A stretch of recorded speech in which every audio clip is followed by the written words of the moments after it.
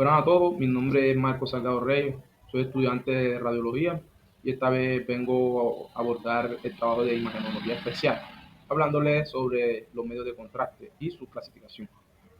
En esta imagen observamos los medios de contraste y observamos una radiografía contrastada. Los medios de contraste son sustancias químicas que se introducen al interior del organismo por diferentes vías, vía oral, vía intravenosa, etc. Estando dentro del cuerpo nos permiten observar con mayor facilidad y precisión diferentes órganos y estructuras. Los medios de contraste se utilizan mucho en radiología y se emplean con fines diagnósticos debido a su capacidad para absorber los rayos X en mayor a menor grado de los tejidos blandos. Esto nos va a permitir obtener una representación visual de determinadas estructuras y órganos. Clasificación de los medios de contraste. Los medios de contraste pueden clasificarse según sus propiedades físicas químicas. Esto determina una diferente capacidad de absorción de los rayos X, que lo que se distingue los rayos X se distinguen entre positivo y negativo. Las sustancias que proporcionan un contraste negativo tienen una absorción de rayos X menos que la del tejido adyacente. Los medios de contraste de radiopago positivo tienen una absorción de rayos X mayor que lo de los tejidos blandos y aumentan el contraste proporcional por el órgano objeto de estudio en ese momento. Aquí tengo una representación sobre los medios de contraste positivo y negativo. Los medios de contraste negativos son aire y CO2, mientras que los positivos son insolubles, lipisolubles, hidrosolubles. Y los insolubles se les llama piridona, mientras que los liposolubles se subclasifican en lipiodol y los hidrosolubles son orgánicos, yodados y derivados del triofobenzoico. Esto fue todo. Muchas gracias por su atención. Espero que mi diapositiva sea de gran ayuda. Buenas tardes, mi nombre es Raúl Alberto Castillo Daza, pertenezco a la Universidad Nacional Abierta y a Distancia, UNAD. El día de hoy les hablaré de las vías de administración de medios de contraste. Las vías de administración de contraste se refiere a las diferentes formas en las que se puede introducir el contraste al organismo para su uso en pruebas y estudios médicos. Algunas de las vías de administración más comunes son las siguientes, las cuales se las estaré explicando una por una. En esta encontramos la vía oral.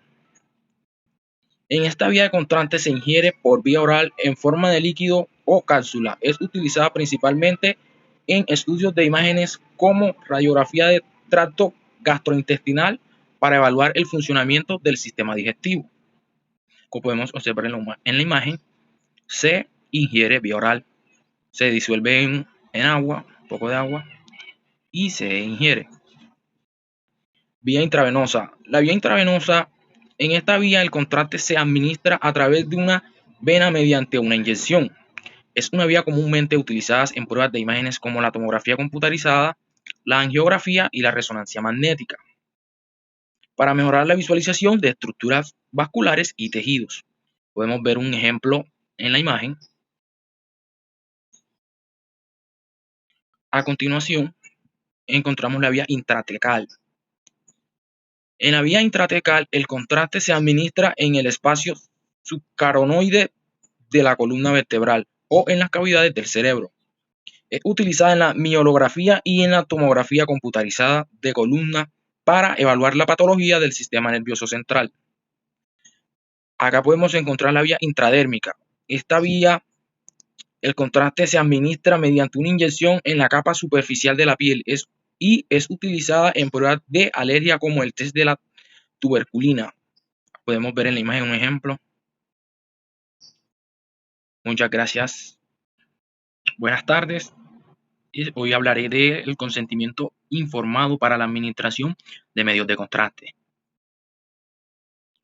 El consentimiento informado es un proceso mediante el cual un paciente o representante legal otorga el consentimiento para que se realice un procedimiento médico o tratamiento después de recibir información completa y comprensible sobre los riesgos y beneficios asociados. En el caso de la administración de medios de contraste, se utiliza para mejorar la visualización de estructuras internas del cuerpo en pruebas de diagnóstico por imágenes como resonancia magnética, tomografía computarizada o angiografía, Antes de recibir un medio de contraste, es importante que el paciente sea informado sobre los siguientes aspectos. Propósito del procedimiento. El propósito del procedimiento se debe explicar al paciente por qué se requiere administrar el medio de contraste y cómo ayudará el diagnóstico o tratamiento. También se le dice sus beneficios. El médico debe describir los beneficios que se espera obtener al utilizar el medio de contraste, como la mejora en la precisión del diagnóstico o las indicaciones de anomalías o lesiones. Riesgos y efectos secundarios. El médico debe informar al paciente sobre las posibles reacciones alérgicas o adversas al medio de contraste, como náuseas, vómitos, urticaria o, casos raros, reacciones graves como anafilaxia. También debe mencionar los riesgos asociados con el procedimiento de administración, como infecciones, sangrado o daño a órganos o tejidos.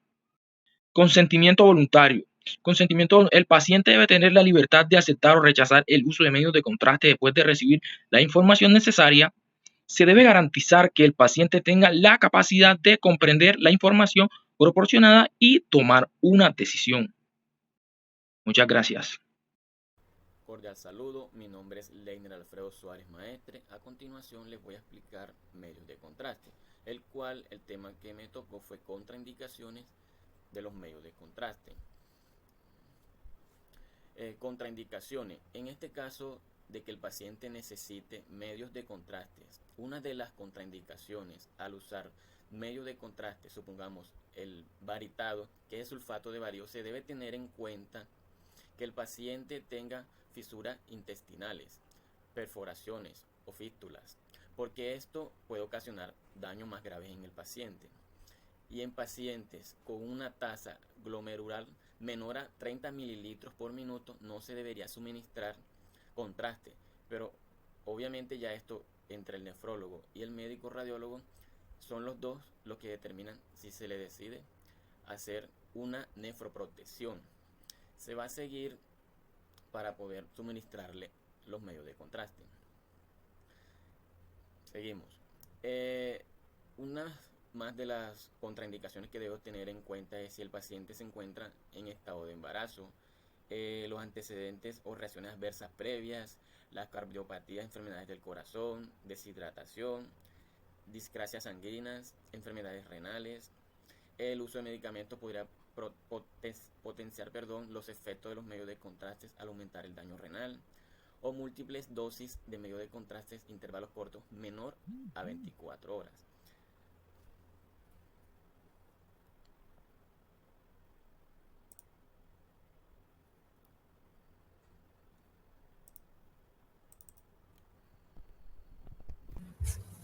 Cordial saludo, doctor, compañeros. Vengo a hacer la presentación de las reacciones adversas a medio de contraste y en mi segunda exposición hablaré de los tipos de catéter o YERCO o usados en los procedimientos de radiología. Las reacciones adversas a medio de contraste son tipos de reacciones adversas que, si no se tienen cuidado, pueden pasar a causarle muchos daños al paciente. Las consecuencias clínicas no deseadas consecutivas a la administración de medio de contraste pueden ser clasificadas según su mecanismo. En tóxicas se producen por acción de la estructura química del paciente, el compuesto sobre las células de los vasos sanguíneos, proteínas circulantes, sistemas enzimáticos, provocados cambios hemodinámicos en dichos órganos estructurales.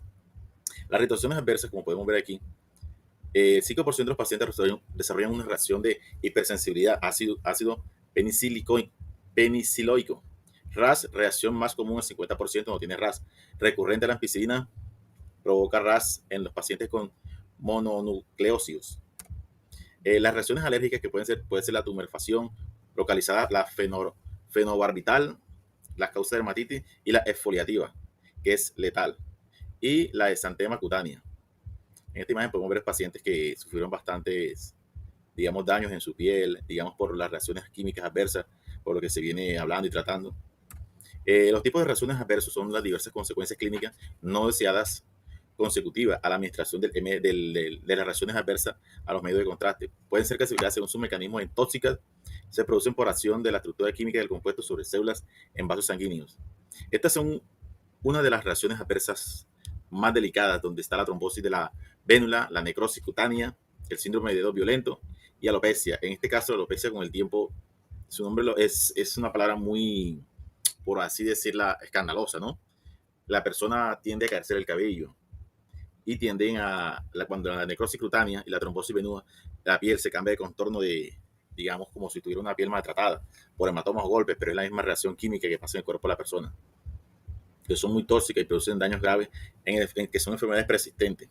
Las enfermedades asociadas con potencial afectación renovascular son la diabetes, la hipertensión, las colagenopatías, la policitemia y la mieloma múltiple. Se añade a la deshidratación clínica, siempre que los pacientes estén bien hidratados como una manera sencilla de evitar daño renal o clínico. En esta podemos también causar, si no se cuida bien el paciente, pueden ocurrir daños muy graves, como lo que son náuseas, vómitos, la urticaria, el broncoespasmo, el edema laringeo, la hipertensión aislada, del tema que venimos hablando ahora, la hipertensión bradicardia.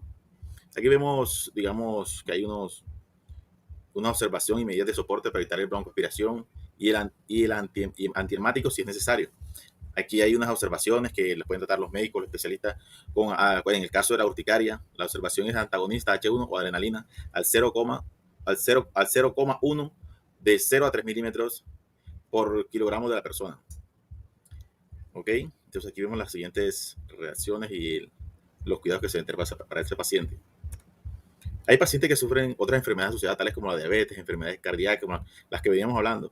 Hay grupos de riesgo leves sin antecedentes ni enfermedades contaminantes equivalentes a riesgo habitual de cualquier persona y se incluyen aquellos que hayan tenido reacciones leves o dudosas a medios de contraste. Está dividida en 3 grupos, que son grupos de riesgo bajo cuando existen dudas en interrogatorio o alguna de las causas de riesgo mencionadas, grupos de riesgo moderados cuando se reúnen más de una de las causales o enfermedades convenientes, antecedentes claros o atópicos y adversa moderna. Y el grupo de riesgo alto, que son cuando existen múltiples, cuando hay daños múltiples. A continuación les mostraremos una tabla más explícita para que tengan más conocimiento de lo que les estoy comentando.